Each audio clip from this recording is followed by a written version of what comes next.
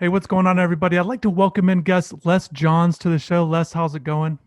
Going excellent, Chris. How about yourself? Doing well. First off, just glad you're here. We've obviously chatted online a little bit, but to get into some college baseball talk about the big series with Miami and Wake Forest coming up. For those who don't know, Les is the publisher of Deacon Digest at 24/7 Sports. And Les, also, I know you got a collection of baseball cards. Maybe we'll get into that a little bit later. But just for Wake Forest, for people that don't know, kind of with what's going on right now, have not played in some games. What kind of team is Wake Forest? Kind of some basic strengths, if you will, from the jump here. Well, this early in the season, I'm not sure we know yet what the strengths are of this Wake Forest team because it's been such a weird start to the season for the Deeks. They had the non-conference series against Northeastern, which is a really good mid-majors type team. Won 2 out of 3 there. Lost a disappointing midweek contest, and then went into the Notre Dame series and kind of scuffled a little bit. They came back in game 2, had a big late rally to kind of win that game 2, and then completely fell flat on the Sunday game, losing like 11-0. Just didn't get anything done on the mound or at the plate. And then Notre Dame kind of turned around and are suddenly ranked. It's not looking like that bad of a loss at this point. But then last week, the entire series against Boston College was wiped out because of COVID-19 protocols. And Wake's suffered a couple of injuries. They lost their number 2 starter for the season for Tommy John surgery. They lost a center fielder that was going to be, a big player in the season for a violation of team rules. They're scuffling in a lot of ways. And I'm not quite sure that the team that Miami fans will see this weekend is necessarily indicative of the team Wake Forest is going to be, long term through the rest of the season. And just kind of a little bit of an update on Miami. So Miami's 6-4. They've won 3 straight. They had that good series win at NC State, dropped the first game, and I know it looked bad with the big loss. So Miami goes 6-4, 6-4 win. Then they beat up FAU 11-2. So Miami's starting to feel a little bit better about themselves with the 3 straight wins, but only 6-4. And I felt like what you just said about Notre Dame kind of feels like the same with Miami losing the series to Virginia Tech. Going into it, you're not expecting much from Virginia Tech. Miami had won, I think, 11 in a row against them in the series. And then all of a sudden, Virginia Tech beats North Carolina, strikes out 50 in the series. And now all of a sudden, that's starting to look a little different. But one thing, and Les, maybe you're getting some of this too, but one thing that Gino DeMari, coach of the Hurricanes, is saying is that he just really feels like this is a strong ACC season, strong teams, and he's been saying this. This isn't just losing to Virginia Tech. He going into the year, he felt like this was a really strong season, and basically just watching the ACC network, they're talking a lot about look, every team has already either been ranked or is ranked in the conference. So your overall take on the season or the ACC right now, and also one thing that stands out to me is maybe this is going to be one of those grind out type things that you see in kind of like in Major League Baseball, where just win series, move along, and all of a sudden your record's going to be ahead of some other guys where before you could maybe count on sweeps a little bit more to try to boost your rank. Is that something, or just what do you think of the ACC kind of early on here? I think you're nailing it, Christopher. And it's just so striking to think about the fact there's going to be 12 weekends of ACC baseball series this year, assuming that COVID doesn't play a major part. That's 36 games against some of the toughest competition in the country. And very interesting to see how that plays out as we get towards the end of the season in terms of RPIs for these teams and how tournament resumes stack up. How do you rate like a 500-ish, ACC team? That has to be a team that's given strong consideration to make the NCAA tournament, given their record, given the level of competition they will have faced week in and week out.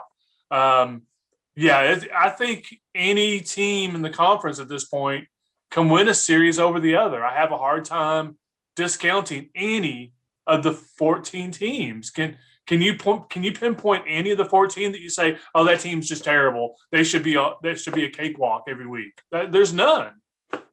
Especially at this point, you talked about some of the injuries, Wake Forest is dealing with. Maybe that starts to play into some factors. Maybe some teams don't Yeah. have the depth, but right now this is just where it is. And maybe Miami's catching Wake Forest at a good time, but that's going to be kind of how the whole season goes when you're catching teams. I think it's going to make a bigger difference than maybe in years past. I want to talk about there's a lot of things I want to talk about with Wake Forest and maybe some things to watch for in the Miami series. Miami fans got to know NC State last week. If you watched all those games, you saw some guys really that have putting together some really good offensive numbers. Luka Tresh already had 7 homers already, which was crazy. But and there's some hitters at Wake Forest that stand out to me. But I want to talk about the pitching. 99 strikeouts in 7 games stands out. That's 13 and a half every, per 9 innings, which is top 5 in the country right now. And I know maybe competition, but there's obviously guys that can throw the ball hard. Cusack is a guy that obviously that 90s fastball stands out, top 50 draft pick or draft prospect coming in this season. We can talk about him, but I think it makes a big difference because Miami's having some struggles with their strikeout totals. Miami has been striking out a little bit too much in the early going. Maybe it's probably a partly, maybe it's early on, but also, just not making good contact on the ball. And I think it's kind of up and down the lineup. It's not just the power hitters or, like Alex Terrell, who's struggling. Jordan Lala is not a big power guy, but he's striking out quite a bit, even though the walk number's up. So there are some guys that have been striking out. And what Miami's been doing recently is they've been really plugging a lot of freshmen. And I think that the transition does take some time with the pitching, because even in high school or summer ball, yes, you might face a good pitcher, but not at the level of consistency that you're seeing at the college game. Wake Forest pitching, even though the loss, you said the number 2 starter, talk about, Cusack, what he brings to the table, and then also maybe some other guys, because you're not getting 99 strikeouts with one guy. Well, across the board, it's one of those things that they've added velocity and a lot of young arms that can throw the ball. Through a couple different ways. One, they've recruited better pitching in recent years, but they've also developed pitching in terms of they've got this state-of-the-art pitching lab now. Pitching coach John Hendricks, a Wake Forest legend, is a pitching coach, and they basically analyze every part of a pitcher's motion, the motion capture, and it's all measured analytically and in depth. It's a state-of-the-art facility that Major League Baseball teams have come to Wake Forest to kind of take a look at what's going on. There's nothing else like it in the country, basically. So along those lines, pretty much 80% of the pitchers on the staff can throw 95 plus right now. I mean, they're all just zinging it. And like you said, it's racking up the strikeouts. In terms of Ryan Cusick, I do not expect him to make the trip to Miami. I talked to Wake Forest coach Tom Walter briefly last night. And the word I got is Wake is traveling a total of 20 players. They're sending 20 players total. I'm only expecting 8 or 9 pitchers to be in that mix. I'm expecting pitching to be a source of concern for Wake Forest this weekend. They've lost the number 1 starter this week in Ryan Cusick, presumably because of COVID protocols. The number 2 starter Antonio Menendez, is down for the season because of Tommy John injury. And the number 4 starter, Shane Smith, left the game against Notre Dame on Sunday a week ago with an injury. So, and I don't know the severity of that yet. So basically, their Sunday starter, Will Fleming, will become the Friday night starter. And a guy that wasn't even slated even on Tuesday to start the season, Rhett Lauder, will probably become the Saturday starter. And then they'll probably have 6 or 7 guys behind them. And when you add all that up, and we've only got 8 or 9 pitchers, and one of them without a ton of experience, it leads you to be concerned about safety issues as you get through the course of the weekend. If Miami hits the first couple starters pretty hard, is there enough arms to kind of make it through the weekend safely? It's early in the season. They haven't pitched live for almost 2 weeks now after having off last week. So there's some safety issues that come to light as well there. But the ones that will be on the trip will throw the ball hard.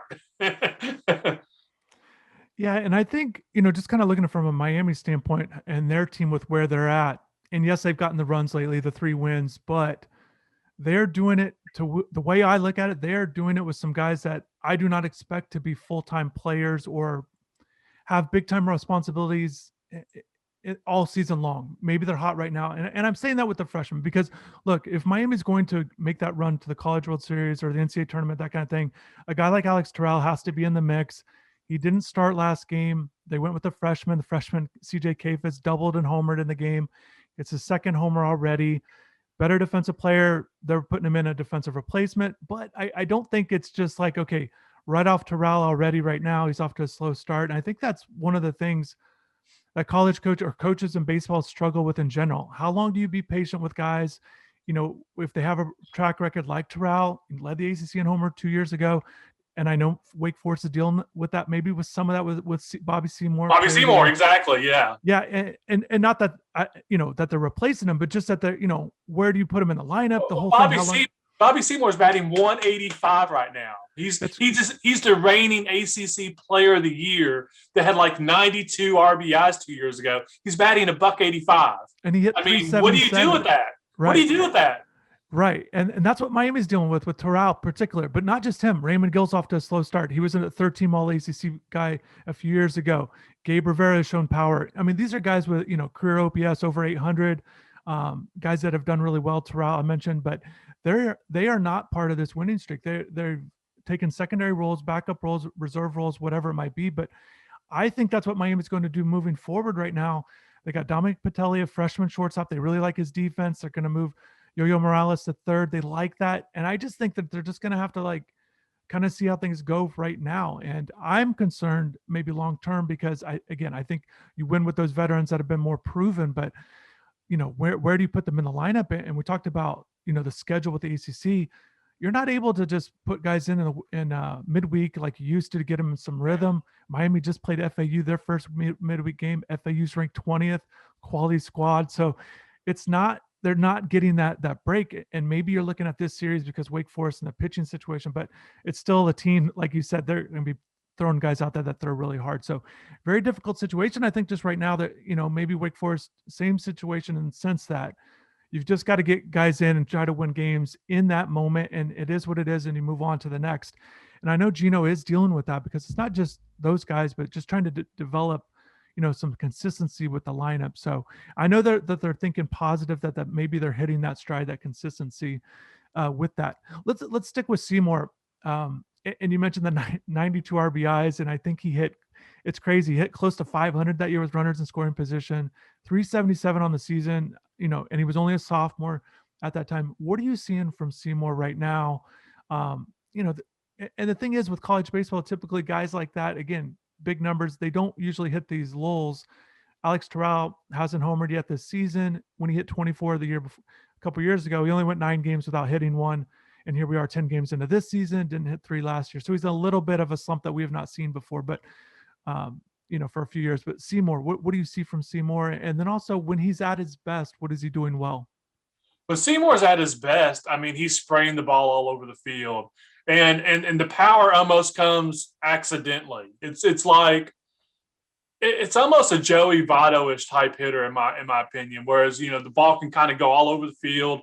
He's hitting the opposite field well, and when he hits the ball to opposite field, it flies out of the ballpark at Wake Forest, which is notoriously short. So that works to his advantage in the Wake Forest ballpark, David F. Couch ballpark. But he is scuffling early, like I said, batting 185. They've been putting him in, the 4-hole, and he's got 4 RBIs on the season. That's obviously a problem. He's hitting the ball hard at times, and it's just not going in the right spots. And I know he's showing some frustration for that. And there has been talk about Tom Walter, adjusting the lineup a little bit to kind of put him in a different spot to kind of ease the pressure off of him. But I don't know if he'll do that this week, especially with the lack of bodies that they traveled with to Miami. Another guy they're really high on is third baseman Brock Wilkin. I don't know if you've heard of his name or not yet. Yeah, but third baseman, right? Yeah, freshman third baseman. Yeah, he's pretty electric. Yeah, he's got 3 homers already on the season, including the game winner in his first game, if I remember correctly. Now it seems like forever ago. But the key thing I've gotten from staff over the last couple of days is that they're shorthanded, but they're excited to make the trip to Miami. They, after missing last weekend against Boston College, they're eager to play. They're eager to get out on the diamond and play some baseball. It's not reportedly it's not the poor pitiful Wake Forest. It's like, okay, great, we get to get back on the field this weekend. So it should be a fun series. And I think Miami's can't look at it like, oh, they only have so many players, because it's not about, look, that's hard to last for a season, but for 1, 2, 3 games, you can get by with that, Well, so Wake does have pretty much all of their hitting. So, if they can piece together the pitching for a couple games, Wake could still win this series. and we've seen Miami struggle with pitching. Daniel Fetterman, Friday night starter. They're 0-3 on Friday nights right now. He's struggling, is trying to get that first win, but just really having some tough times. And he's a captain that they want to get going. Um, there's some other guys. Talk more about what's going on, maybe with the hitting with Wake Forest, but for Miami, I talked about Terrell, but Adrian Del Castillo see to get it going. You see his second home run, and the first one just, it was a high fly ball. They were surprised it went out, but this one was a no doubter. So that's good to see, driving the ball. He's starting to get it going. Lala's getting some hits. Anthony Villar 1 for 16 against Florida series, picking it up. So that's good. But they love Yo-Yo Morales, third baseman, freshman, playing a little short, but he's batting in that 3 hole as a freshman. If Miami fans haven't seen him yet, definitely check him out because he's a lot of fun to watch. And he's one of those guys, Les, that was not expected to be at Miami, but the 5-round shortened draft, all of a sudden you get that talent in, and you're going to see him like, what is this guy doing here? We've not seen a guy like that at Miami for a while. 6'4", rangy, really hit the ball. One thing I want to mention, and we'll talk, I want a little bit more about Wake Forest pitching as well, but Miami has a lot of left-handed bats. I have a VIP article on InsideTheU.com where I broke down the first 10 games of how every Miami hitter is doing against left-handed pitching and right-handed pitching. And even this is going to surprise people. Even though Miami has the left-handed bats, they're actually hitting better against lefties right now. And about 44% of their plate appearances have come against lefties. So they're seeing a ton of them, but they're actually hitting them a little bit better than righties. So I find that to be interesting. But one thing that's happening too is you're not seeing the guys that should be attacking the right-handed pitching really do well there. And I think that's something that they want to get going, because you should be able to, if you're left-handed, even a right-handed batter, hitting right-handed pitching, you've seen a lot of that in your career as high schoolers and coming on up. So I'd like to see Miami get going there. I think that's obviously a key, even though there's a lot of attention on left-handed pitching. But Les, what do you make of the Wake Forest lineup? I know they've had some big run totals at times, but already this year. But then obviously you get shut down a little bit too. What are you kind of noticing with the lineup as a whole? The lineup as a whole is like dangerous from top to bottom. I talked about Brock Wilkin, for instance. He's batting in like the 7 hole right now. It's just like from the top to the bottom, you've got guys with who can hit for average and hit for power. And like I said, even though they're shorthanded, especially on the mound this weekend, it's a really dangerous team to compile up, 15 to 20 hits in a game, compile up, 8 to 12 runs, easily. They're not gonna beat you on the base pass. They're gonna just bludgeon you with hitting and power. And they're good at it. The middle lineup features, Chris Lanzilli. Like if Bobby Seymour hadn't won Player of the Year in 2019, it very well could have been Chris Lanzilli. So, he would have been right up there in the mix. Right behind them is Michael Ludwig. And then before them, they got Michael Turconi, who hasn't been on the field playing shortstop full time because he was dealing with the small injury, but has been at the plate and is batting 414 right now. So they, once again, from kind of like the top to even the bottom of the lineup, like 1 through 7, almost even 8, they're dangerous. Shane Muntz, for instance, has caught every game so far and was really kind of beat up and getting tired of catching by the end of the series against Notre Dame because there's no relief for him behind the plate. But he's a dangerous bat as well. So really, really dangerous lineup. Walter likes to alternate righty lefty in his lineup, especially through the middle of the lineup. And they can beat you in a variety of ways. So I think from Miami's pitching standpoint, I touched on Fetterman, but Alejandro Rosario and Victor Medeiros, the other 2 freshman starters, they've been good at times. Rosario's been excellent at times. So I think that's definitely a good sign for Miami early on that the freshmen are settling in and doing well. I'd like to see Medeiros get his strikeout numbers a little bit up. Rosario's doing well with that and has that electric fastball, and his secondary pitches are coming along. So I think one thing that Miami is the bullpen. So Jake Garland gets that number 4 start. They finally make that number 4 starter. It's Garberly's been up and down. Jake Smith has been up and down. So, JP Gates has just only gotten 1 out this season. He was a guy that they were counting on to do big things. Ben Wanger's been up and down, but Arguelles is starting to come around. So the relief pitching has been something, a little bit up and down. But one thing that's kind of working out is Carson Palmquist in the back end. So he's getting his last two outings, been 2 inning saves, just really lights out from the left side. So he's definitely someone to watch for Miami as it gets close to the back end of games. Les, as we wrap this thing up, and there's a lot to look forward to for the series, but I want to switch gears into your baseball card collecting that you mentioned, and we've definitely touched on it. Is there anything you're collecting right for right now? Anything lately that you're kind of eyeing? The thing I really should be focused on in my baseball card collection, I just recently, within the last few months, finally finished my 1976 top set, which I was really thrilled about at Topps Baseball. I had started it years and years ago. I just loved the design and the layout of the set. And it's something I started years ago and finally dug out and found the last 17 to 20 cards I needed to complete. The next set I'm looking at is 1980 Topps. And the reason why I'm going to finish up that set is because that was the first baseball card set I ever completed in my life. Like, I legitimately remember there's a couple key events as a child. And I was born in 1969, so I was like 11 years old when I was collecting these cards. So there's two things I remember. One, I traded my George Brett card to a friend for like a stack of cards and then regretted it right afterwards because I just love George Brett. I'm a Reds fan, but I always appreciated George Brett. I appreciate his consistency and his approach at the plate. He's the guy you could always count on for 100 RBIs. You could always count on for over 300 hitting. You could always count on for over 200 hits every season. It was just a lock.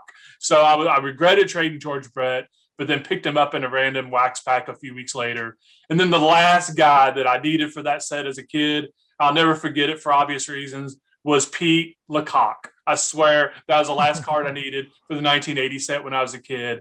I'm probably about 150 cards away right now, and I'm trying to figure out the best way to attack, finishing that out. Because you can go and get 150 individual cards on like secondary market, but it's going to be pretty pricey. So I'm kind of looking for maybe a couple of lots to buy because most of them are probably actually commons. It's not like I need, a ton of star cards. So that's my next set. I did run into a great like yard sale buy, a few months ago. Didn't get to many yard sales or estate sales this last year because, we're in the middle of a pandemic. But I did go to one and I ended up getting this great lot of cards, which included a Michael Jordan Fleer sticker rookie card that's worth like $1 bazillion, but unfortunately has like a little dinged corner. So there's like no way it would be graded as a 10.